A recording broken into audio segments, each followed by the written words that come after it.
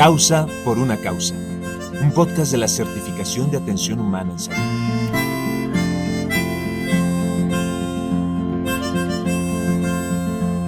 Ser humano con los pacientes y sus familias es la nueva frontera.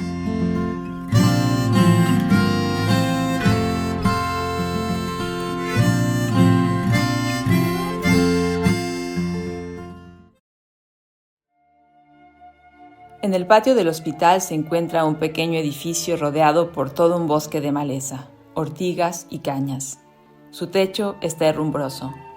La chimenea, medio derruida, los escalones de la entrada podridos y cubiertos de hierba, y del estuco solo queda un rastro.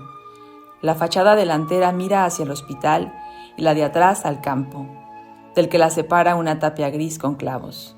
Los clavos, con sus puntas hacia arriba, y la tapia y el propio caserón, tienen ese aspecto abatido y maldito que en nuestra tierra vemos solo en los edificios de los hospitales y de las prisiones. Si no tenéis miedo de lastimaros con las ortigas, podemos ir por el sendero estrecho que nos lleva al caserón y veremos lo que pasa allí dentro. Al abrir la primera puerta, entramos en el zaguán. Aquí, junto a las paredes y la estufa, se amontonan montañas enteras de desechos del hospital. Colchones, batas viejas y rotas, pantalones, camisas de rayas azules, zapatos gastados que ya no sirven para nada. Todos esos harapos tirados en montones, aplastados en desorden y pudriéndose, exhalan un olor sofocante. Encima de esos desechos, siempre con la pipa entre los dientes, está tumbado Nikita, el guardián, un viejo soldado retirado con galones descoloridos. Muestra un rostro severo de borracho.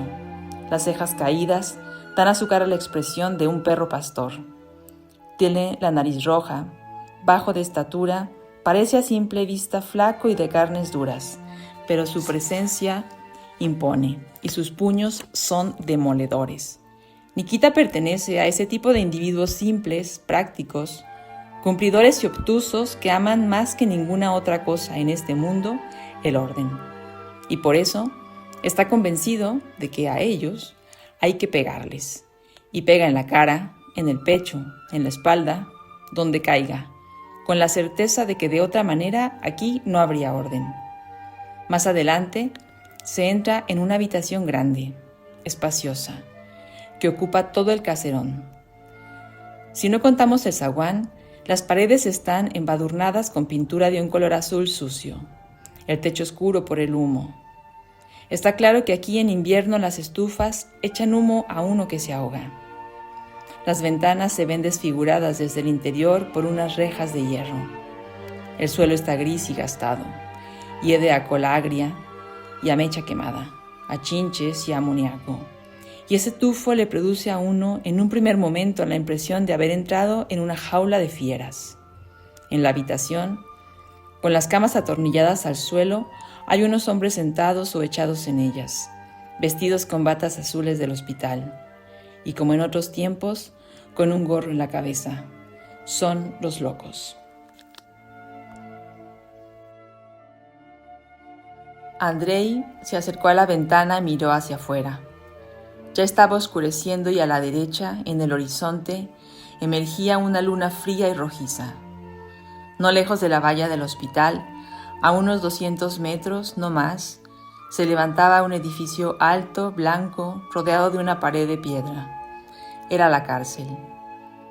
Aquí la tienes, la realidad, pensó Andrei, y tuvo miedo. Le daban miedo la luna y la cárcel, y los clavos de la valla, y el lejano resplandor del fuego de una fábrica. Detrás se oyó un suspiro. Andrei se dio la vuelta, miró y vio frente a él a un individuo con estrellas y con decoraciones brillantes en el pecho, que sonreía y guiñaba maliciosamente un ojo, y también eso le dio miedo. Después, para aliviar su terror, fue hacia la cama de Ivan Dmitrievich y se sentó. «Me estoy hundiendo, querido amigo», musitó temblando y secándose el sudor frío. «Hundiendo». «Pues filosofe un rato», dijo sarcásticamente Iván. Alguna cosa más, tan obsesiva como el temor y el sentimiento de ofensa, angustiaba a Andrei desde que empezó la tarde. Finalmente se dio cuenta de que lo que quería era tomarse una cerveza y fumar. «Voy a salir de aquí», dijo. «Diré que pongan luz. No puedo seguir así, me es imposible». Andrei anduvo hacia la puerta y la abrió, pero al instante apareció Nikita. Se levantó de un salto y le cerró la puerta. «¿A dónde va?» «No se puede, dijo. «Es hora de dormir». «Si es solo un minuto, dar una vuelta por el patio», dijo estupefacto Andrei. No se puede. No está permitido. Usted mismo lo sabe». Nikita cerró la puerta y apoyó la espalda en ella. «Pero bueno, ¿a quién le importa si salgo de aquí?», preguntó Andrei. «No lo comprendo, Nikita. Tengo que salir», dijo con una voz temblorosa. «Tengo que salir». «No me organice líos, no está bien», dijo imperativamente Nikita. Nikita abrió rápidamente la puerta y bruscamente con las 2 manos y la rodilla empujó a Andrei, cogió impulso y le pegó con el puño en la cara. A Andrei le pareció que una enorme ola de sangre le había cubierto la cabeza y lo arrastraba. Y en efecto, tenía un gusto salado en la boca. Al parecer, le había salido sangre de los dientes. Como si quisiera salir a flote, se puso a agitar las manos y se cogió a una cama. En aquel momento, sintió que Nikita lo golpeaba 2 veces en la espalda. Y de pronto, en su mente, entre el caos apareció con claridad una idea terrorífica, insoportable.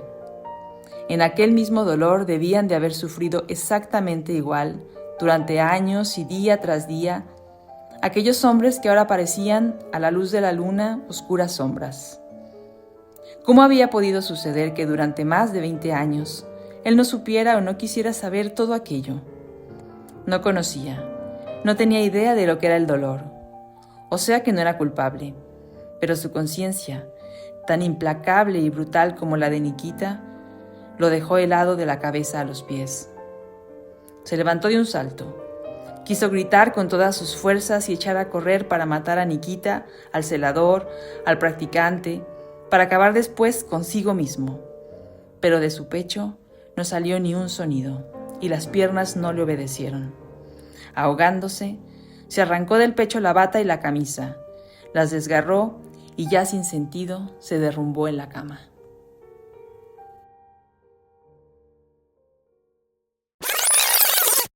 Hola a todos, bienvenidos nuevamente al podcast de Causa. Lo que acaban de escuchar es el principio y el final de uno de los relatos más célebres y desgarradores del escritor ruso Anton Chekhov, quien por cierto también fue médico, de modo que, hablando de hospitales, sabía de lo que hablaba. Este relato se titula El pabellón número 6. Ofrezco una disculpa por arruinar el final de la historia, pero este podcast lo demandaba. Esta escena, casi final, nos presenta al protagonista, Andrei Yefimich, quien por muchos años fue director de ese mismo hospital. En ese mismo espacio había vivido con el guardia, Nikita, a quien acabamos de conocer, por desgracia, una enfermera, un residente y un celador. Fue un director más bien mediocre e indolente, pero a lo largo del relato su actitud se ve trastocada cuando comienza a visitar el pabellón de los locos y a conversar con uno de ellos, Ivan Dmitrich, quien también acaba de aparecer fugazmente, tras lo cual, y por una serie de sucesos, termina internado en el mismo hospital que había dirigido.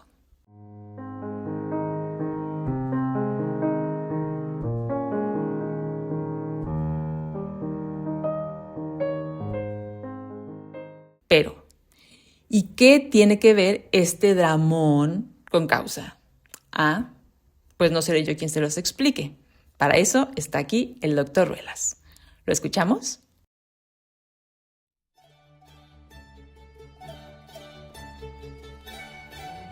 Lo que acabamos de escuchar es una descripción magistral de lo que se llama una institución total. Este es un concepto acuñado por Erving Goffman, sociólogo, que en 1961 escribió un libro que se llama Internados. y en él describe las características de lo que son las instituciones totales. Empiezo por decir que los hospitales, y por supuesto, como en este caso, los hospitales psiquiátricos, son una institución total. Las instituciones totales son aquellas en las que las fases de la vida cotidiana se llevan a cabo en el mismo lugar, tanto para quienes están internados como para quienes cuidan a quienes están internados. Esto es, se da una convivencia intensa en los mismos espacios. Pensemos en lo que ocurre en nuestros hospitales. Las enfermeras, los residentes, sobre todo, el personal que está ahí todo el tiempo cuidando a los pacientes que están ahí todo el tiempo. Para Goffman, las instituciones totales comparten varias características. Por cierto, cuando digo comparten, estoy hablando también de las cárceles, que son otro ejemplo de institución total. Estas características empiezan, por ejemplo, por la ruptura. Para Goffman, la ruptura significa que las personas que viven en esas instituciones totales, repito, quienes están internados y quienes los cuidan, son apartados de su entorno habitual. Esto es, no es fácil que salgan y entren cuando quieran. Segundo, la rutina es muy común, si no es que común entre todos.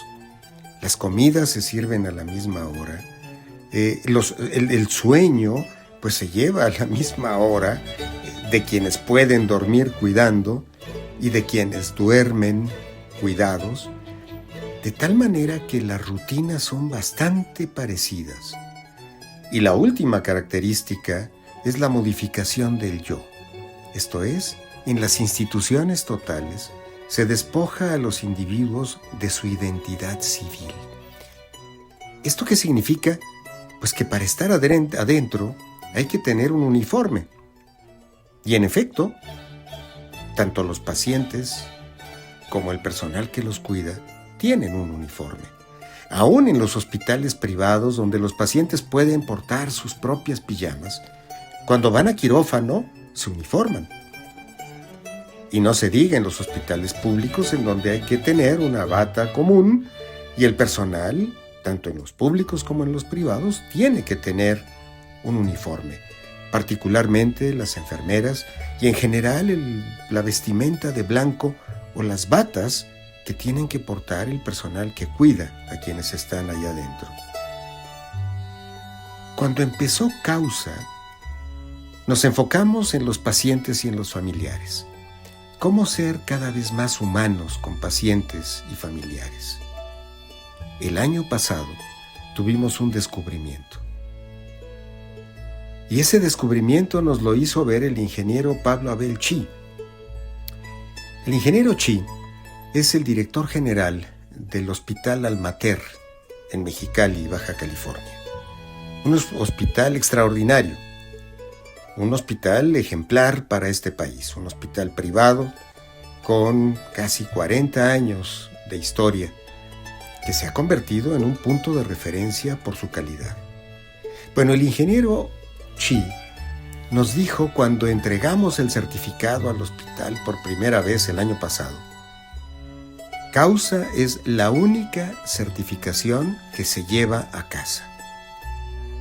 Y eso nos abrió los ojos, porque resulta que en efecto, Causa, si bien está enfocada en pacientes y familiares, y para eso se diseñó, de pronto nos dimos cuenta que también es para ser más humanos entre nosotros, no solamente con los pacientes y sus familiares. A través del código humano, a través de cada una de estas acciones, empezamos a descubrir que podemos ser más humanos entre nosotros. Con los pacientes, con los familiares, con los jefes, con los subordinados, con nuestros colegas y todavía más. En efecto, es la única certificación que se lleva a casa, como nos hizo ver el ingeniero Chi. Se transporta a la casa. Ninguna certificación como Causa nos ayuda a ser cada vez más humanos en la institución total y fuera de ella. Causa es entonces la única certificación de 360 grados. ¿Ya ven cómo el relato de Chekhov tenía mucho o todo que ver con Causa, cuyos dones se siguen propagando? Gracias por haber llegado hasta aquí en este capítulo. Imagino que ahora estarán ansiosos de buscar el relato de Chekhov para leerlo completo. En esta entrega nos acompañó la música de Gluck, Bach, Ravel y Vivaldi, en ese orden. Hasta la próxima.